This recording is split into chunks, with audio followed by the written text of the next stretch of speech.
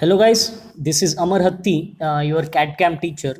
So till now we have discussed the first part of your second unit, that is curves, and we have solved derivations on the parametric equation of line, circle, parabola, hyperbola, and ellipse.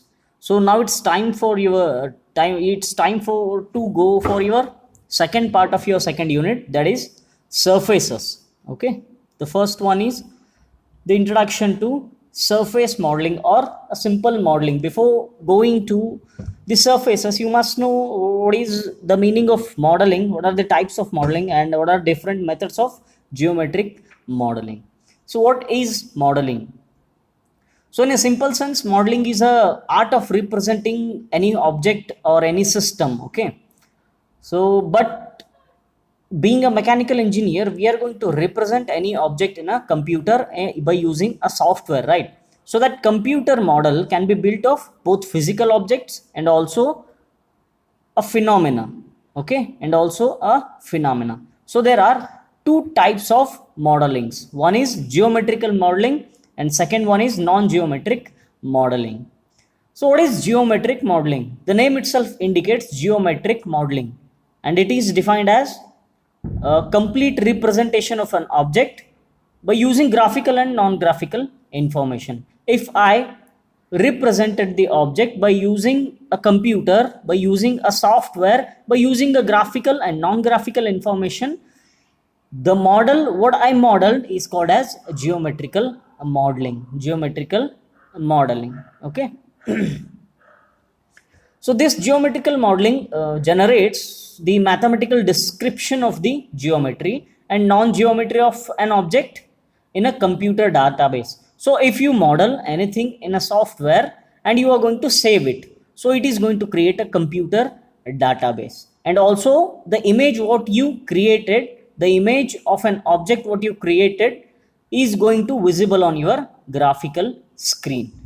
It is going to visible on your graphic screen. So what are the basic or first type of commands which we use to generate the geometrical entities, such like points, lines, and circles? The simple one are the first type of commands generate the basic geometrical entities. Okay, so if you see, this geometrical modeling is the first or the basic step in any CAD/CAM process. It is the base of many CAD/CAM applications such as kinematic analysis, dynamic analysis, or FEA analysis. Okay, and also the geometrical modeling plays a major role in full integration and automation of CAD/CAM systems. CAD/CAM systems. And the second one is your non-geometric modeling. Non-geometric modeling in the sense we don't have any geometries here. So non-geometric modeling is usually applied to phenomena or physical processes. If we have by using physical process, if I model something, that is called as the geometrical modeling of the object. Okay, so next comes your different methods of geometric modeling. Well, we discussed it already. We have three different types of different methods of geometric modeling. The first one, the basic one, wireframe modeling. The second one, surface modeling, and the third one, solid modeling. Well, till now we discussed curve. So the curves which comes in your wireframe modeling. But if you go deeper, we have three types of wireframe modeling. One is 2D wireframe modeling, second 2.5D wireframe modeling, and third one is 3D wireframe modeling. So what are these 2D, 3D, and 2.5D models? So if you see the first figure, 2D model, this 2D wireframe modeling is suitable for simple flat objects. Okay, simple flat object, and it is interpreted as a rectangular region, not as a four line which are connected to each other. We don't have four lines which are connected to each other. We have a rectangular region which is interpreted along with, and it is showing only one side. So the model which is formed by rectangular region interpretation, we call it as a 2D wireframe modeling. If you see in the second one, 2.5D wireframe modeling. It represents three-dimensional object as long as it does not have side wall details. If we doesn't have side wall details, but the object what we modeled is a three-dimensional object, then that is called as 2.5D wireframe modeling. Well, the third one is your 3D wireframe modeling. Well, usually you know this one. It is used for three-dimensional representation of the object with side wall details. We have details of everything. Okay, so that is 3D dimensional modeling. So what are the advantages of this wireframe modeling? Well, I already said wireframe model is simple to construct, a very simple to construct, and also it requires less computer memory for storage compared to surfaces and solid models. And also these models form the basis for surface modeling, basis for surface models. So this is your wireframe modeling. Next we can go to surface modeling. So why we need surface modeling? Why we need surface modeling if we have wireframe modeling? So just think of, so I already said the representation of complex objects, like complex object in the sense, like if you are designing something like automobile bodies, a complex automobile bodies, or a monstrous aircraft bodies, or a bigger ship or cruise bodies, you cannot achieve those designs by using wireframe modeling. Okay, wireframe modeling or the properties what wireframe model is going to provide you, that is not enough to design and model the automotive bodies, aircraft bodies, ship bodies, or any complex bodies. Okay, so in such cases another method of geometrical modeling known as surface modeling is used. Surface modeling is used. So what is surface modeling?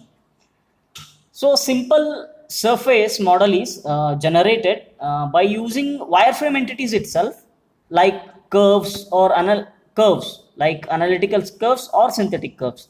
But a system may require one wireframe entity to create a surface of revolution, or it may require two wireframe entities to create a ruled surfaces. Let's say I have a line. Let's say I have a line. What I'm going to do is I'm going to take that line, I'm going to connect 4 lines. So I'm going to have a surface. So a surface is created by using a simple curves, So why I'm using more diagrams here is, being an engineers, what they say is diagram is a language of engineers. So I'm not using much of the words here, much of the explanations here. I'm just taking the figures. So learn to read the diagrams, learn to know what diagrams indicates. Okay, because diagrams are the language of engineers. Diagram is the language of engineer. Okay, that's why I'm using only diagrams. So it will better for you to understand it in a CAD/CAM manner, it in a computer aided design manner. Okay, so in surface modeling, what I said, a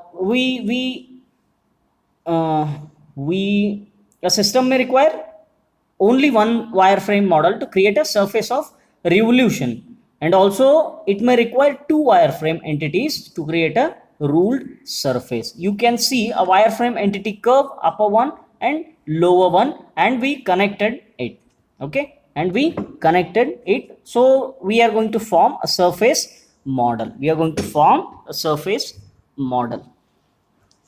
So in a second picture, there is a surfaces of revolution with different mesh sizes. So what is this meshing?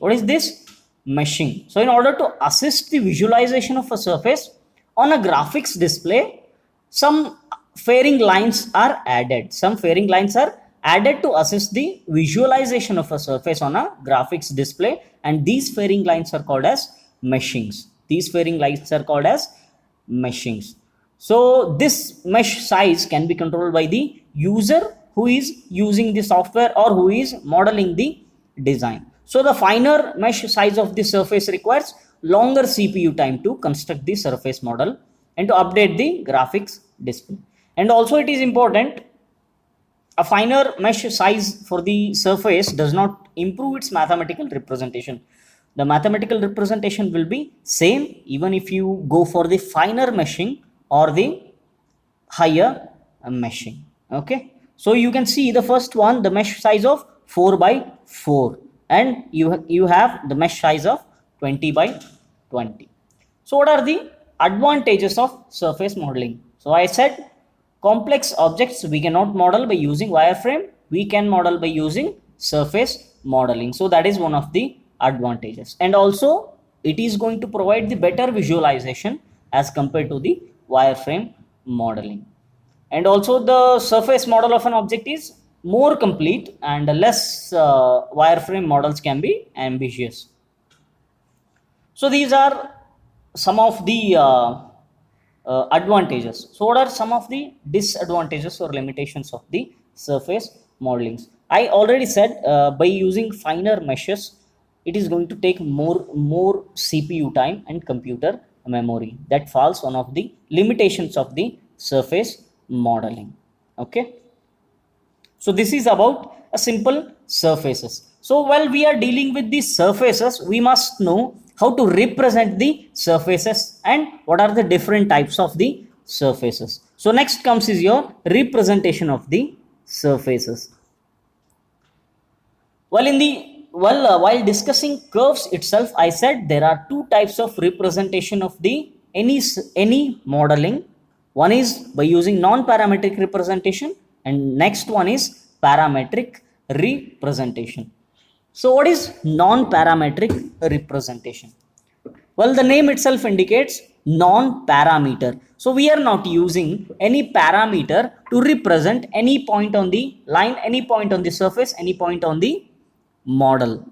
Okay, so we are not using any independent parameter to represent any point on the surfaces. Instead, we are using just the coordinate points x, y, and z of the point. Okay, that is non-parametric representation of a 3D surface. Well, you can see we have a tilted surface here, and it is represented in a Cartesian coordinate system x, y, and z. So we have a point P on that surface, which is represented by using x comma y comma z. Those are the coordinate points of that point. So if we are representing that point by using coordinate points, then this is the non-parametric representation of the surfaces. So how I am going to write the non-parametric representation of this 3D surface? P equal to column matrix x comma y comma z, x comma y comma z. That is non-parametric representation. So next comes is your parametric representation. So parametric representation in the sense, well, the name itself indicates we have an independent parameter. When we have an independent parameter, like in curve we have u, sometimes we have v, sometimes we are going to have the theta if we have circle, ellipse, or parabola and hyperbola. So just like in case of curves, for surfaces also parametric representation is widely used. So in parametric representation, each point on a surface is expressed not as a relationship between x comma y comma z, but as a function of independent parameters. Well, it is a surface, so we are going to have u and v of the parameters. Well, u is the horizontal parameter and v is the vertical parameter, and these parameters acts as a local coordinator for any point on the surfaces. Well, if you see in the first figure, the parametric space, we have a simple rectangular surface. You can see that it is represented in a Cartesian coordinate system. No, simple parametric space. The first initial point horizontally we have u minimum, and the end point in a horizontally we have u maximum. So vertically, the first point we have v minimum, and the final point we have v maximum. If we represented same in a Cartesian coordinate space, we can represent that one like this. So consider we have a point having coordinate points x comma y comma z. Well, you can see here, let me zoom it. We have point x comma y comma z. and it has the point PU and PV vertically and horizontally. Okay, so if you see vertically, we have independent parameter U. The first point U equal to U minimum, and the final point U equal to U maximum, and we represent the independent parameter in vertical direction. So the initial point or the first point vertically we have V minimum, and final point we have V maximum. If we represent same thing, same surface component in a parametric space, we are going to have some different or derivative form of the same thing. So if we represent anything like this by using U and V, that is called as parametric representation of the surfaces. So this is about the representation of the surface. So these are the equations. Okay, well, P is represented by using U and V equal to the column matrix of x comma y comma z, where x is the function of U and V, y is the function of U and V, and z is also the function of U and V. We are just, instead of using x comma y comma z, we used it as a function of U and V. Okay, so next comes is your types of surface entities. Types of surface entities. Well, if you see, in types we have two types of surfaces. One is analytical surface, and the second one is synthetic surface. So I already said you what is analytical surface. The surface entities which are defined by the analytical equations, are known as analytical surface. Analytical equations in the sense, an equation which contains some numbers, some constants, some other values, then that type of equations are called as analytical equations. Okay, analytical equations. So what are the different types of analytical surfaces? We have simple plane surfaces, we have simple ruled surfaces, tabulated surfaces, and surface of revolution. These falls in the category of analytical surfaces. Okay, so next comes is your synthetic surfaces. What are synthetic surfaces? Synthetic surface which are defined by a set of data points are known as synthetic surfaces. Well, any point on the surface is not represented by using the analytical equation, but any point or the whole surface is represented by using a set of data points, then that is called as synthetic surfaces. Let's say I have a rectangle and I have four endpoints P1, P2, P3, P4. Okay, I don't have the analytical equations to define this surface, but I have the information of this set of data points. Then I can call it as a synthetic surfaces. So synthetic surfaces are needed when a surface is represented by a collection of data points, and these are represented by the polynomials. Okay, so where we use synthetic surfaces, we will definitely find some applications of synthetic surfaces, right? While synthetic surfaces can be used in complex structures. Complex in the sense, just remember, you are going to have some different automotive bodies, some cruise or ship hulls, airplane wings, propeller blades are the complex types of designs. So in that type of designs, we are going to find the application of the synthetic curves. So what are different synthetic surfaces? Hermite bicubic surfaces, Bezier surfaces, B-spline surfaces, cones and patches, and some others will falls into the category of synthetic surfaces. Well, this second part of your second unit doesn't have numericals. You have only the theoretical parts of this one. So we can go one by one by using seeing what are the different surfaces. So I already said I'm not using much of words, much of explanations. I just using the diagrams. Learn to read the diagrams. Okay, so this is a language of engineers. So first comes is your plane surface. If you've seen the plane surface, we have just a simple surface which having P1, P2 and P3 points, and it also has some coordinate points. So how you are going to define it? A plane surface is defined by three non-coincident points, which is shown here in the diagram. Okay, so it is a simple form of the surfaces. If we can even have the triangle. If I want to model a plane surface, I want minimum of 3 points, and we connected it, then we are going to have the plane surface. Okay, so this is a simplest surfaces, and it is also meshed. So next comes is your second diagram, the ruled or lofted surface. You can see we have two boundary curves. One is upper side, boundary curve 1 called as rail, second one boundary curve 2, second rail. So this ruled surface is formed by two boundary curves called as rails, which are actually the wireframe entities. I have two boundary curves which I connected by using two lines. So the corresponding endpoints of two boundary curves are joined by straight lines, and the surface in between is obtained by linear interpolation. And this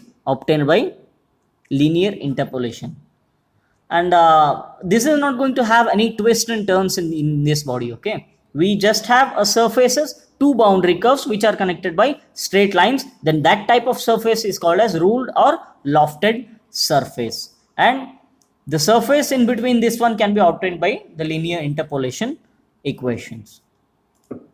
This is also the simpler one. So next comes is your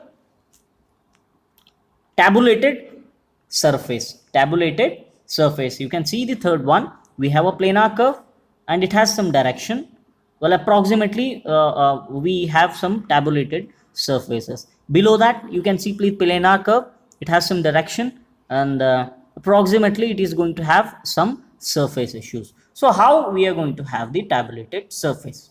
So this tabulated surface is generated by translating a planar curve through a certain distance along the direction perpendicular to the plane of the curve. What we did, we have a planar curve.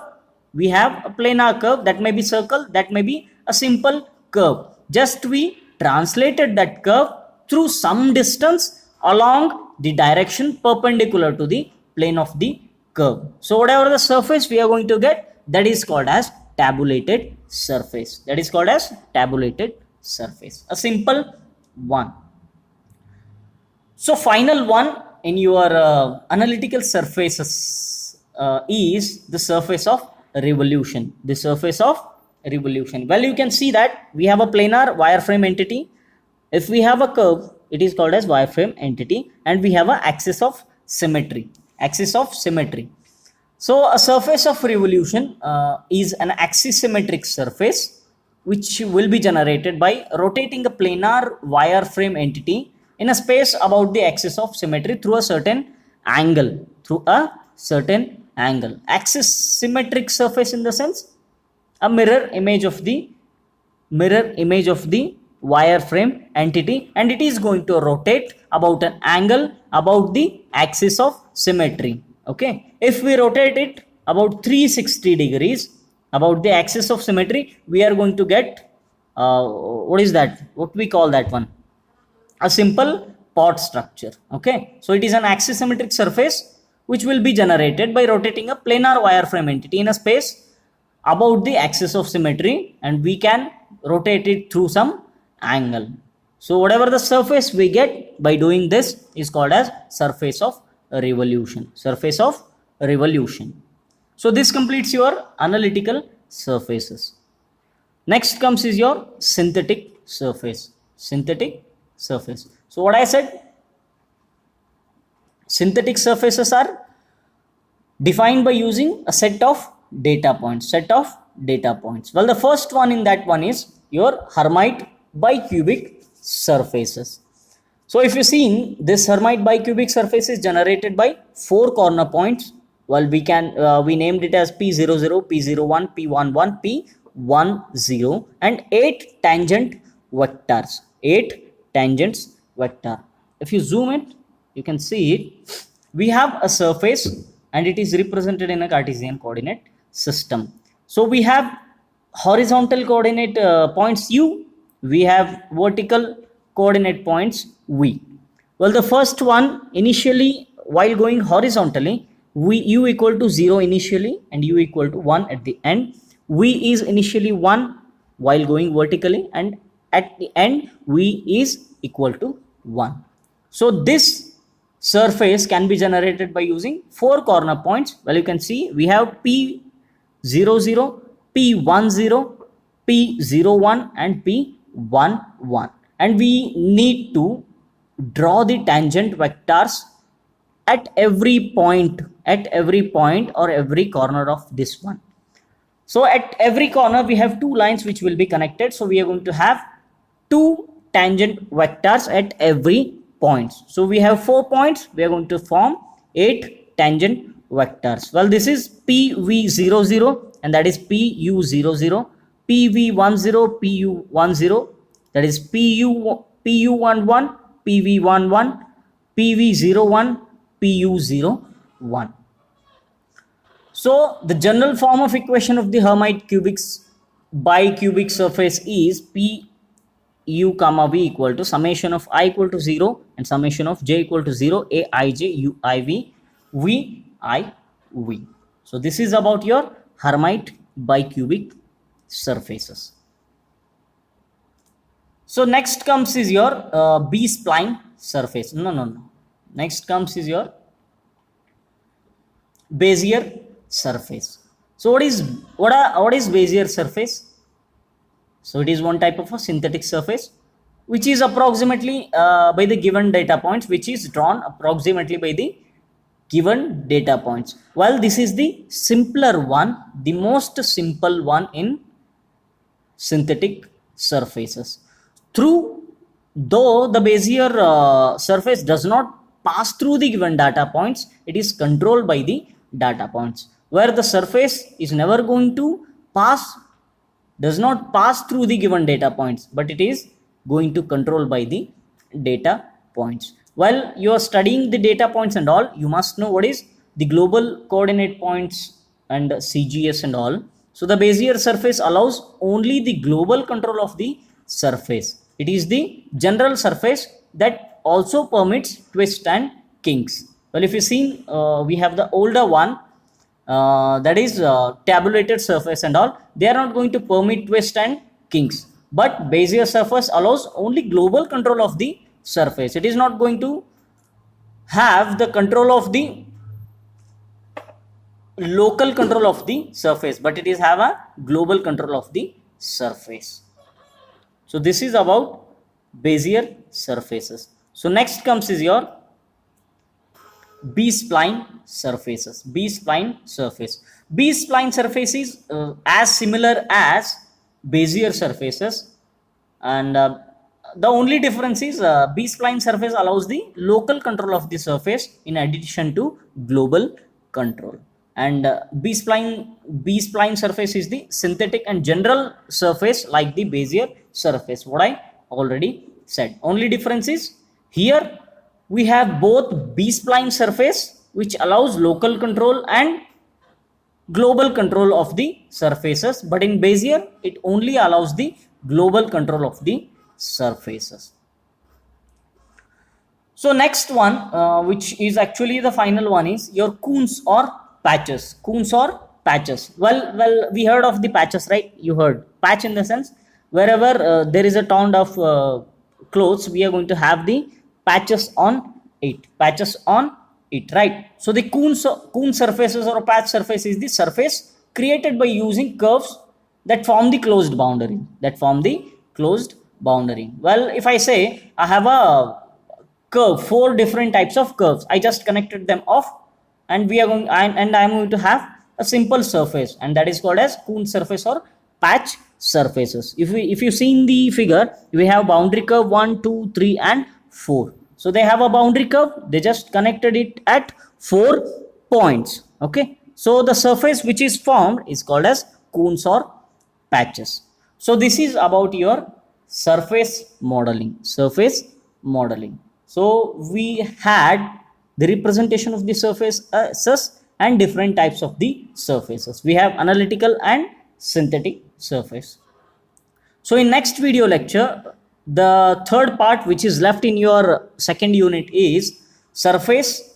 Well, this is surface, and the third part in your second unit is solid modeling. Okay, so the first one is wireframe, second one is surface, and third one is solid modeling. Same in solid modeling also, we are going to have the representation of the solids and different types of the solids. Okay, thank you very much.